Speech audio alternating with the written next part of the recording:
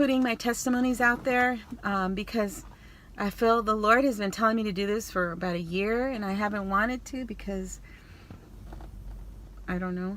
I'm kind of insecure. I don't like to be out there. But anyway, this is the second time I heard the audible voice of God. I was reading a book by Franklin Graham.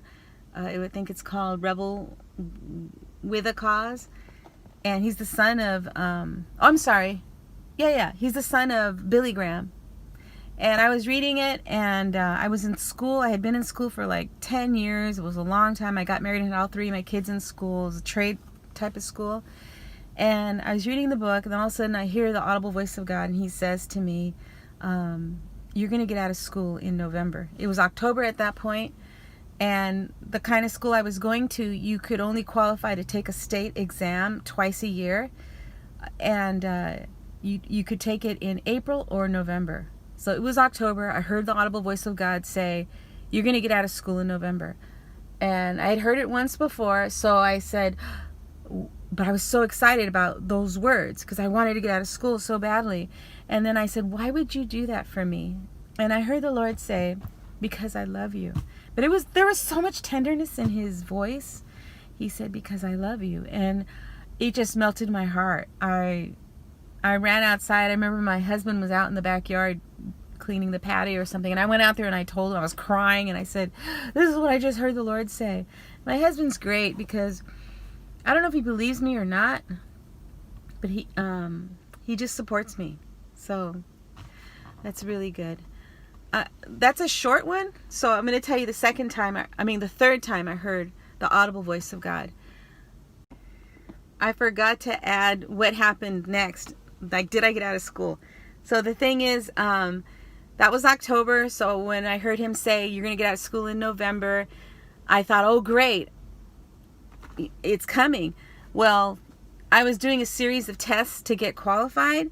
And I had, at that time, you only need one test now in this year, in this 2018. You only need one test to qualify. But back then, that school was, they were making you have to have 2 tests, then 3 tests to qualify to take the exam. And I already had 2. I just needed 1 more. And it was October.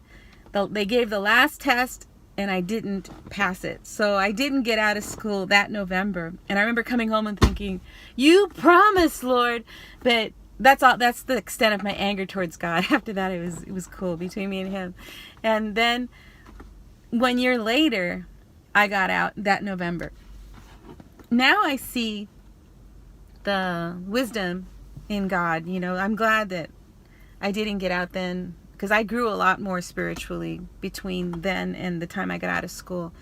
But I did get out of school in November. But God's timing is not our timing. Anyway, so I wanted to add another one because it's only been maybe 2 or 3 minutes, this video. So then the third time I hear from the Lord, I finally got out of school. This is like maybe 7 years later. I don't remember the exact timeline, but I know it's a while back.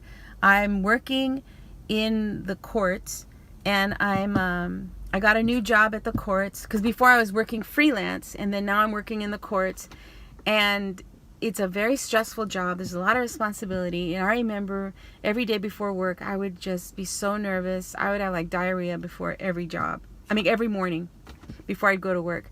And every morning you have to, when you're first employed with the County of LA, you have to, well, in my position, you have to float.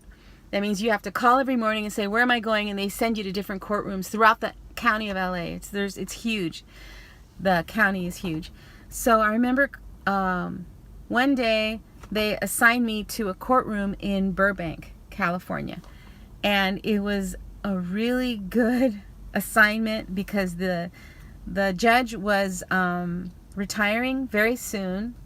So his calendar was very short. He went out and he did his calendar matters, maybe about 15-20 minutes, then he would go back into his chambers and do paperwork, and that time would be allotted for the court reporter, which is what I do, to work on transcripts. I didn't have any because I was brand new, so the rest of the day I just sat there and talked to a courtroom assistant who happened to be a Christian who loved the Lord, and I love the Lord. So we worked and we talked about the Lord. It was a really good afternoon. So the very next day, I'm getting ready in the morning. I'm in my bathroom, and I remember brushing my hair, and I remember thinking, yesterday was awesome. It was such a beautiful assignment. I love that assignment. Today is probably going to be crap, because that was my mindset back then, is that you know the peaks by the valleys. That was my mindset, but back then, not anymore. Now I know the truth. But so I thought, yesterday I had such a great day, today's going to be horrible. Then all of a sudden I'm in my bathroom combing my hair, and I hear the Lord say, that audible voice, I hear him say, where do you want to go? Like, where do you want to go today? And I remember, because I know it's audible, because I looked towards the voice, and I said, oh, really, Lord? I want to go to Burbank Department B. That's where I want to go. It was an awesome day.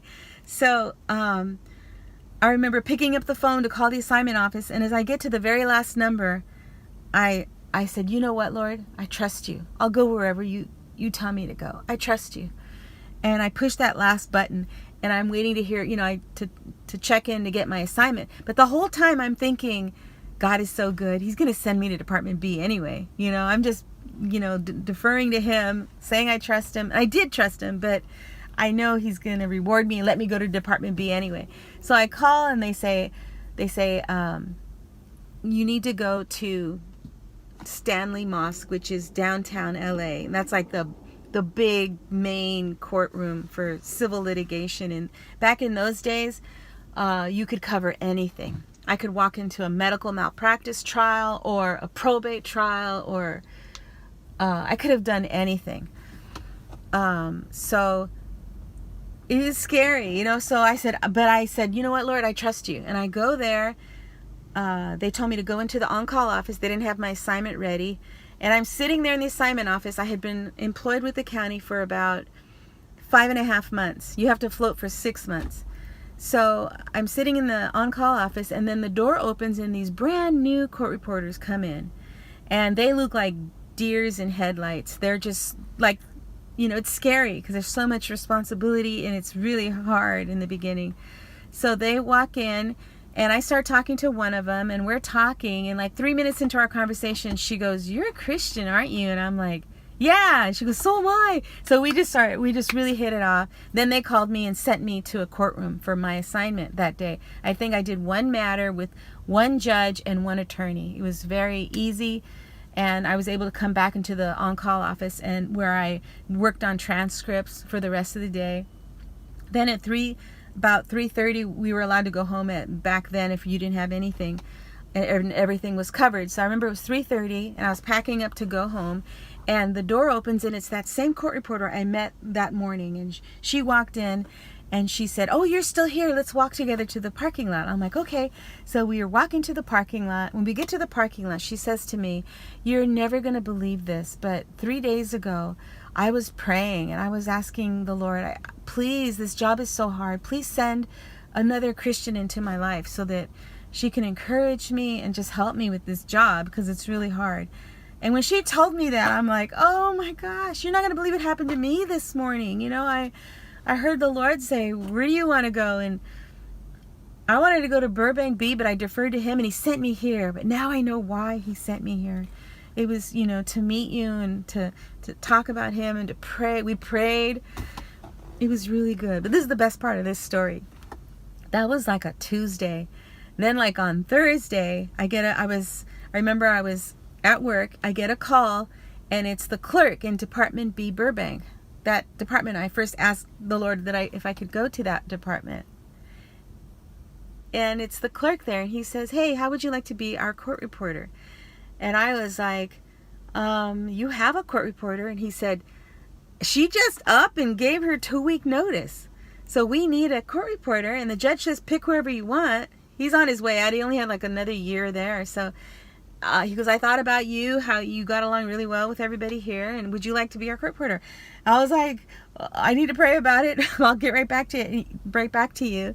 This is what I wanted, but I still needed to pray about it. And that clerk says, tell me today by 12. I'm like, okay. So I called him back, and I accepted the assignment, of course. And I was there for about like 4.5 years until I got laid off. The county, California, had a budget crisis, so they laid off a lot of the county workers. But anyway, God is so good. He just knows the desires of your heart, and his plans are good. He just wants us to trust him. He wants us to know that he's a good, good father. And so you can like trust him with your life, with your plans, with your children, with everything that's dear to you. You can trust him because, gosh, he's such a good, I always cry, but he's such a good dad. Whatever is dear to you is dear to him because you're dear to him. You're so dear to him. So anyway, this one has gone a little long, so I'll put, that was the third time I've heard the audible voice of God. And when I started my first video, I said I'd heard the audible voice 7 times. So I'll put the next one on the next video. Thanks for watching and listening. And I'm just hoping that you're being blessed, or that at least you can, like if you're hearing from the Lord, you can have confirmation that God does speak to us. The Bible says, my sheep know my voice. I know them by name, and they hear my voice. They know my voice. Anyway, thanks for listening.